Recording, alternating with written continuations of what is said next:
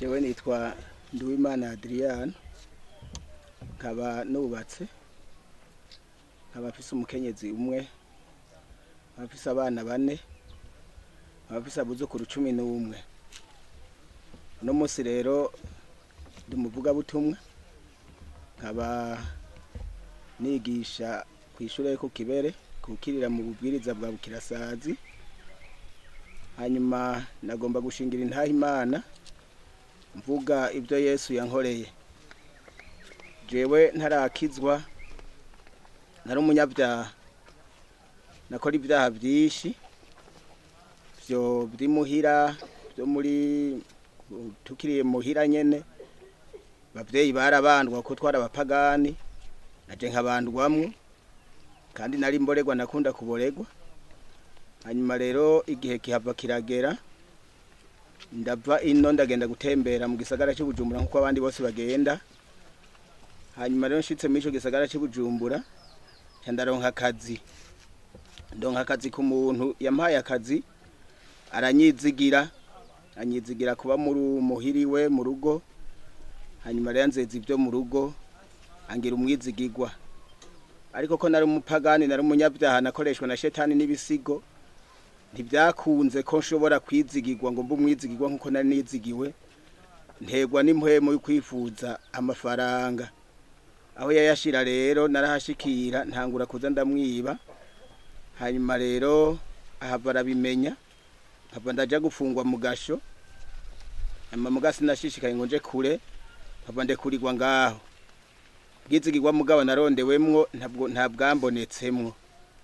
Hanyuma rero ndava mu kazi kuko ntabaye umwizigirwa, ndava mu kazi kubera nari naragutse, nari namaze kumenyera kurya vyiza, kumenyera amahera menshi mu mufuko. Ntegwa rero kandi n'igisigo c'ubusuma. Tugace tuja dufadikanya rero n'abariko bariba mu gisagara. Hanyuma rero tukiba. Mare muri uko kwiba twagiye mu bushokeshi, nama ku makamba keshi, nama ngowe, nama ndushe.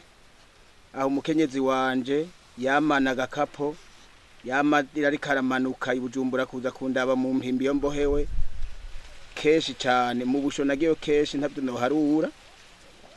Mu mpimba nagiye inshuro 3. Aho hose nari umunyabyaha. Hanyuma rero Yesu mukuntabara, twaragiye turiba. Hanyuma rero mpagaze ahantu mu Buyenzi, banzurumye abantu twibanye. Mpagaze ahantu mu Buyenzi ndiko ndiyumvira ingene banzurumye, numva ijwi rimbwira ngo utavuye muri iki gisagara ahubwo uragira ingorane. Numva ijwi rimbwiye uko rero ndaryumvira nyadaduga.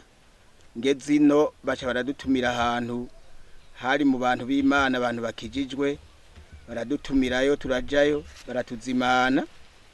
Batuzimanye rero baduha make, nanje nari nkinywa inzoga. Baduhaye make rero bakaguma baganira ibyo kuja mu ijuru. Nkumva birambabaza mu mutima, nkumva biriko birandya, ntibyo bintu bava babiheza ryari kuganze kwinywera tuyoga. Muga bakaguma bavuga inkuru kuja mu ijuru. Hanyuma rero muga kubera kubimara mu mwanya, nza numva ntanguye kubikunda, ntanguye kunyoterererwa na je w'ijuru, ntangura kunyotererwa na je kuzobona ibyo vyiza. Mbega none byogenda gute? Ntawe nabajije, ariko ndavyumva mu mutima. Hanyuma rero tuvuye aho hantu dutashe ku mugoroba, canca mu rusengero rwa Pentecote hajya hepfo aho. Hanyuma rero nciye ndazunguruka ko nta muntu yariyo, hari kwa gatanu nta muntu numwe yariyo, ariko abaza gukora urusengero niho bari. Ndahazunguruka numva ndakumbuye kwihana na jewe. Hanyuma rero ntera ntaha muhira. Hanyuma rero bukeye mutoyi wanje araza ku rusengero, kandi ico gihe nari mfise n'inzoga bwaca shora ku gatandatu. Sinaciye nza gucora izo nzoga, naciye ndaziheba. Ntera ntumbere iyo mutoyi wanje agiye ku gihe cy'uko Yesu antabara cyari kigeze. Hanyuma rero ndaza hano ku rusengero, baca baransengera Imana, ndihana. Yesu acarantabara. Mu byo Yesu yantabayemo rero, yantabaye ibyo byaha byose, ntabarizo ngo yizose, ibisigo byose byari muri jewe byakaborego byo kwiba nibiki byose Yesu arabikurayo. Yesu acarambohora. Ubu muhira rero mutamakazi wanje, umukenyezi wanje afise amahoro. Twese dufise amahoro. Ubu turanezerewe. Nukuri numva umutima wanje unezerewe ko Yesu yarambohoye.